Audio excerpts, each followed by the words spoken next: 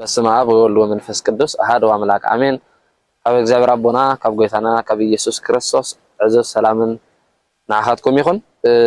ሕጂ ድማ ኩላትና ከም እንፈልጦ ሰንበትና ከዓ ደብረ ዘይቲ እዩ።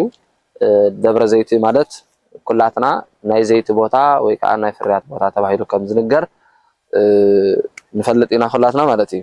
እዚ ማቴዎስ ወንጌል ምዕራፍ 24 ዘሎ መጽሓፍ ቅዱስ ነው። ብዝግባእ እቲ ታሪኽ ይነግሮ እዩ። ለዛ ኣብኡ ከለና ክሪኦ ንኸሊና እሱ ድማ ብዛዕባ መጻትን ምልክት ህልቀት ዓለምን ጎይታና አምላኽና መድሓኒና ኢየሱስ ክርስቶስ ምስቶም ኣዝዩ ዘፍቅሮም ደቀ መዛሙርቱ ዝተዘራረበሉ ደቀ መዛሙርቱ ንጎይታ ከም ዝሓተትዎሞ ጎይታ ድማ ዝግባእ መልሶ ዝመለሰሎም ምዕራፍን መዓልትን እዩ ማለት እዩ። ስለዚ ኣብዚ ምዕራፍ እዚ ከይድና ብዛዕባ ምልክት ህልቀት ዓለም ኢና ነንብብ መሰረታዊ ነገር ማለት እዩ። ማርቆስ ወንጌል ምዕራፍ 13 ካብ 1 እስካብ 2 ሉቃስ ወንጌል ምዕራፍ 21 ካብ 5 እስካብ 6 ኣለና ዝጠቕሲ ከይድና ከነንብቦ ንኽእልና ኩላትና። ስለዚ እንታይ ዝብል ኢየሱስ ካብ ቤተ መቕደስ ወፂኡ ከደ ደቀ መዛሙርቱ ድማ ህንፃ ቤተ መቕደስ ከርእይዎ ናብኡ ቀረቡ። ንስግራ መሊሱ በሎም እዚ ኩሉ ትርእይዎ ዘለኹም ኣብዚ ዝፈረስ እምኒ ኣብ ልዕሊ እምኒ ኣይክተርፍን ይብለኩም ኣለኹ። ኣብ ደብረ ዘይት ተቐሚጡ ከሎ ደቀ መዛሙርቱ ብሕቲ ኢሎም እዚ መዓስ ክኸውን እዩ ትምህርቲ ምምፃእካን መወዳእታ ዓለምን ከንታይ እዩ እስከ ንገረና እናበሉ ናብኡ ቀረቡ። ኢየሱስ መሊሱ በሎም ሓደ እኳ ከስሕተኩም ተጠንቀቁ፣ ኣነ ክርስቶስ እናበሉ ብዙሓት ብስመይ ክመፅኦም እሞ ንብዙሓት ከስሕቱ እዮም። ውግእን ወረውግን ክትሰምዑ ኢኹም ረኣዩ ኣይትሰንብዱ። እዚ ኩሉ ክኸውን ብግዲ ድማ ግና መወዳእታ ግና እዩ። ስለዚ መወዳእቱ ግን እንታይ ዝብሎም ዘሎ ገና እዩ። ስለዚ ኣብዚኣ መዓሲ ክኸውን ንመወዳእታ ምጽኣት ዓለም ኢሎም ዝሓትዎ ዘለዉ ጎይታ ከዓ እንታይ ኢልዎም ኣሎ? ኣይትሰንብዱ፣ በቃ ኣይትሰንብዱ፣ ብሓደ እኳ ከየስሕተኩም ተጠንቀቁ። ስለዚ እቲ ምጽኣት ጎይታ መዓስ ከም ዝኸውን ኩላትና ኣይንፈልጦን ኢና። እሳ ተማዓልቲ እቲኣ እግዚአብሔር ጥራይ ዝፈልጣ ማለት እዩ። ግን እንታይ ኢሉ ኣሎ?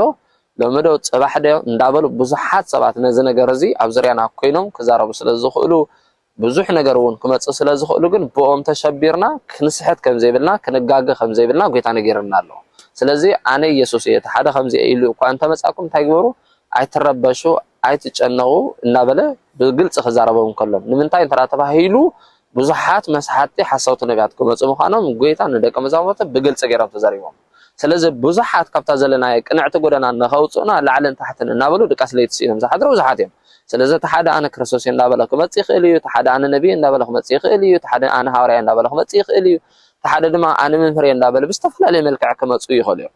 ስለዚ ኩላቶም ግን በየናይ ምዕቀን እንተዳ ተባሂሉ ከምቲ ጎይታ ባዕሉ ብፍርኦም ክተለልይዎም ዝበለና ብፍርኦምን ብኣካይዶምን ብተግባሮምን እንታይ ንገብር ኢና ንፈልጦም ኢና ክንፈልጦምን ኣለና ማለት እዩ። ምክንያቱ መጽሓፍ ቅዱስ ከምኡ ገይሩ ስለዝነግረና። ምክንያቱ ኣብዚ ሓደ ነገር ንወስዶ ኣብ መጽሓፍና እንተዳሪነ ጎይታ ናብ ኣደባባይ ናብ ፍርዲ ክኣቱ ከሎ ናብ ጲላጦስ ክመፅእ ከሎ እንታይ ኢና ንርኢ እንተዳ ተባሂሉ ጴጥሮስ ዝተባህለ ሃዋርያ ናብቲ ቤት ፍርዲ ክኣቱ ከሎ ኢና ንርኢ።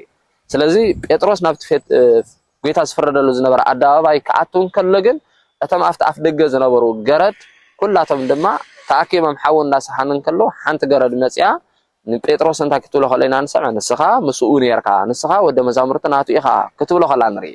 ምክንያቱ ኣነ ምስኡ ኣይነበርኩን ኢሉ ክምልስ ከሎ ናይ ክሕደት ቃል ከሰምዕ ከሎ ቅዱስ ጴጥሮስ ንስኻ ምስኡ ከም ዝነበርካ ናቱ ከም ዝኾንካ ኣዘራርባኻ ይፍልጠካ ኣለዎ። ስለዚ ንሕና እዞም ሰባት እዚኣቶም ናይ ክርስቶስ ድዮም ኣይኮኑን ድዮም ክርስቶስ ድዩ ኣይኮኑን ብኣዘራርቦም ታንገብሮ ንኽእል ኢና ክንፈልጦም ንኽእል ኢና ማለት እዩ።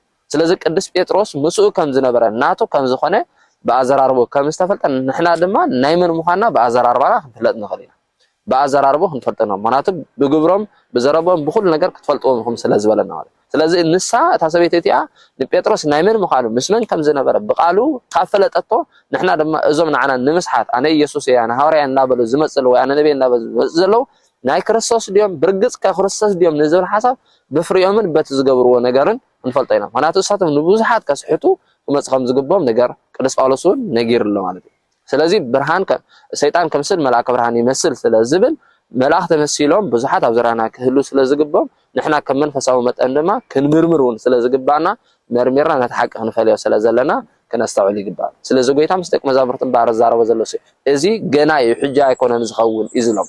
ስለዚ ሕጂ ከም ዝኾነ ኣምሲሎም ዝመፁ ሰባት ግን ክህሉ ስለዝኽእሉ በዝግባእ እቲ እዋን ፈሊጥና እቲ ሓቂ ድማ እንታይ ከም ዝመስል ብፍርኦም ከለለልዮም ኣምላኽ ብፀጉ ይደግፈና። ስለዚ ነዚ ክንፈልጠሉ ድማ መጽሓፍትና ክንምርር እታ ቤተክርስትያን ክንሓትት ኣቦታትና ሃዋርያት ከምቲ ንጎይታ ዝግባእ ትምህርቲ ንኽፈልጡ ዝግባእ ድማ እንታይ ምዃኑ ተሓቅም እንትፈልጡ ከም ዝሓተትዎ ንሕና ድማ እንታይ ከም ዝመፅል ብዛዕባ ህልቂትን ምጽኣት ዓለምን ብዝግባእ ናታ ቤተክርስትያን ቀሪብና ናታ ቤተክርስትያን ትምህርቲ ንምፍላጥን እቲ ሓቂ ንምፍላጥን ቀሪብና ናብ ኣቦታትና መፂና ነታ ቤተክርስትያን መፂና ክንሓታን ካብኣ ክንመሃርን ከም ዘለና ካብ ኣቦታትና ሓዋርያትና ንምሃር ማለት እዩ ስለዚ እዚ ደብረ ዘይት ተባሂላ ዘላ ብዛዕባዩ ድማ እቲ ኣብዚ ክንገብሮ ዘለና ነገር ብዙሕ ነገር ኣገልግሎት እዚ ኩሉ ነገር ምስ ነገሮም ድማ ብሰንኪ ከም ዝግባርኩም ድማ እንታይ ዝብሎም ፍቅሪ ብዙሓት ክዝሕተል እያ ስለዝብል በዚ ኣቢልና ተሸብርና ኣእምሮና ስሒትና ብዝተፈላለየ መልክዕ ወዲቕና እታ ፍፅምቲ ዝኾነት ፍቅሪ ናይ እግዚኣብሔር ኣብ ማእኸለይን ኣብ ማእኸልኩም ከይትዝሕትል ክንሕልዋ ይግባና ተረብሽና ሓው ኣብ ልዕሊ ሓው ፅለ ከይሕድር እቲ ሓደ ካብቲ ሓደ ከምዚ ኮይኑ ኢሉ ኣእምሮ ከይመቃቐል ካብ እምነቱ ከይዝንብል ፀኒዕና ነታ ክርስቶስ ጋር መወዳእታ ፅንዑ ዝበለና ፀኒዕና ከምቲ እሱ